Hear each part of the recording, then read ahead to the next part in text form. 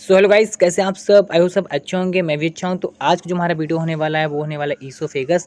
और आज हम समझेंगे इसकी एनाटॉमी एंड फिजियोलॉजी। ये आपके B pharma second sem HAP second और यूनिट सेकेंड डाइजेस्टिव सिस्टम का टॉपिक है, यानी कि ईसोफेगस।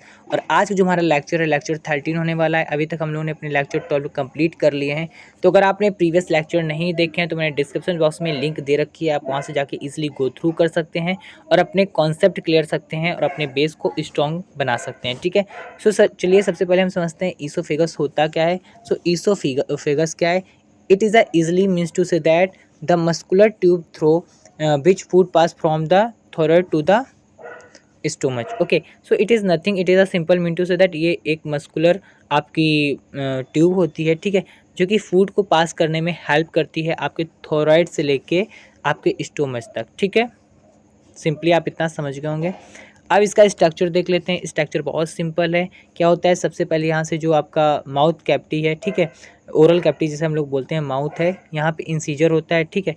फिर आपका ये जो पार्ट है, this is your part is UES. UES means that upper oesophagus sphincter. Okay, फिर आपका ये वाला जो पार्ट होता है वो होता है स्टेर्नल नॉच का। ओके, देन फिर ये इंजाइगोस वेंस का होता है, फिर इन्फीरियर पल्मोनरी वेंस होती हैं आपकी। फिर ये आपका इधर जो दिया है पार्ट वो ई जी जे।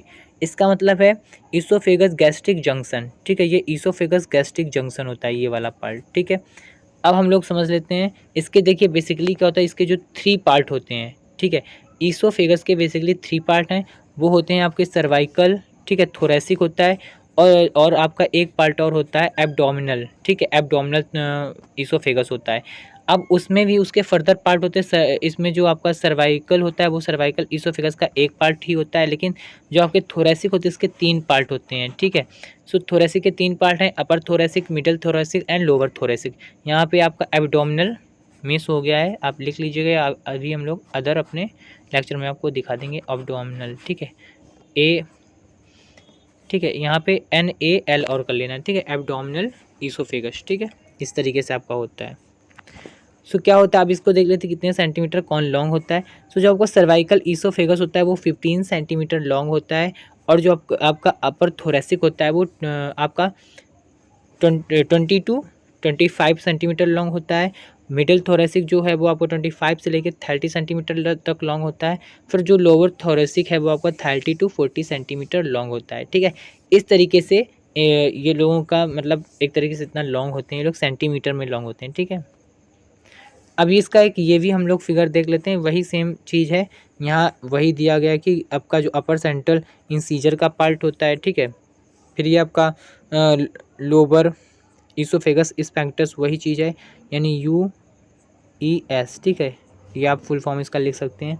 और आपका यहाँ पे एक्सटर्नल नॉच होती है, ये वाला जो पार्ट है, ठीक है, थोरेसिक इनलेट होती है, और यही वाला वो भी पार्ट है आपका।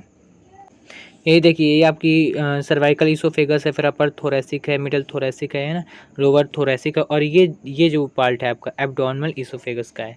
सो ये हम लोग पहले ही डिस्कस कर चुके हैं, आप फिर से इस डायग्राम से देख सकते हैं। ऐसा भी आप बना सकते हो, फिर कोई दिक्कत नहीं है। ठीक है, आप समझ लेते हैं पार्ट्स ऑफ ईसोफेगस। सो इसके 3 पार्ट बेसिकली होते हैं, हम पहले ही आपको बता चुके हैं, सर्वाइकल पार्ट, थोरेसिक पार्ट और एब्डोमिनल पार्ट। ओके, सो जो थोरेसिक पार्ट होता है ये आपका 4 सेंटीमीटर लेंथ में होता है, ठीक है, जो कि एक्सटेंड होता है कहाँ से कहाँ तक, लोअर वॉल्डर से लेके क्रीकोल्ड कार्टिलेज तक। ठीक है, और सुपीरियर वॉल्डर से लेके मैनुब्रियम स्टेनलिक तक। ठीक है, ऐसे ही आपका जो थोरेसिक है ये वाला, ठीक है, थोरेसिक पार्ट है वो 20 सेंटीमीटर लेंथ होती है उसकी, और जो थोरेसिक पार्ट होता है एक्सटेंड होता है सुपीरियर वॉल्डर से लेके मैनुब्रियम स्टेर्नी तक। ठीक है, और ईसोफेगस से ओपन होता है इन द डायफ्राम। ठीक है, ईसोफेजियल्स ओपनिंग होता है कहाँ से, डायफ्राम से।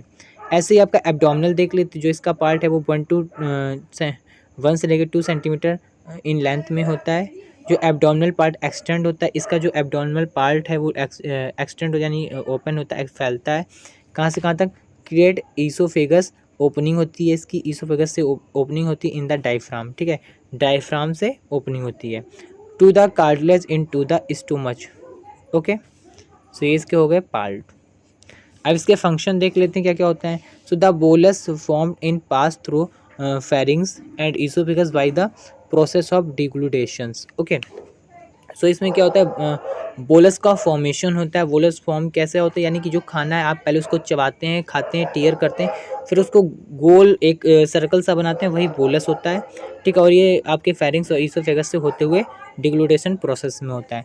ऐसे during deglutition process pass to the nasal cavity is closed. ठीक है, ये इसके कुछ फंक्शन है। सो अगर आपको ये वीडियो पसंद आए तो प्लीज़ मेरे चैनल को सब्सक्राइब करिए, वीडियो को लाइक करिए। ऐसे वीडियो देखने तक मेरे चैनल तक बने रहिए। Thanks for watching this video.